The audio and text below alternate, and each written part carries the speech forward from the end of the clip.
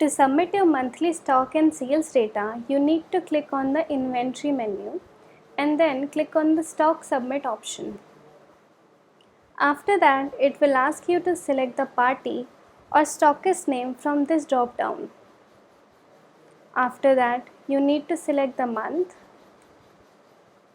and then the year for which you want to submit the stock. Then click on the view button to see the format. After clicking view, you will see this format with your product name to submit all the details. In the special rate column, you need to enter the rate on which you have given the product, if there is any change. Otherwise, it will calculate the given rate. In the opening stock column, you need to enter the quantity for the first time only. From next month's opening stock will come from the last month's closing stock automatically. Next, in the stock received column, you need to enter the primary quantity.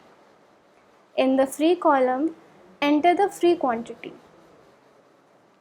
In the sales return column, enter the sales return quantity. Then in the replacement column, enter the replacement quantity. Then in the expiry column, enter the expiry quantity. Then in the closing stock column, enter the closing stock quantity. Now let us move on to the next product. Here also in the special rate, if you have changed the product rate, then enter the rate. Otherwise, it will calculate with the given rate only. Then in the opening stock column, enter the opening stock. Then in the stock received, enter the stock received quantity. Then in the free column, enter the free quantity. Then in the sales return column, enter the sales return quantity. Then in the replacement column, enter the replacement quantity. Then in the expiry column, enter the expiry quantity. Then in the closing stock column, enter the closing stock quantity. After putting all the values of the sale, you need to click on the Save button.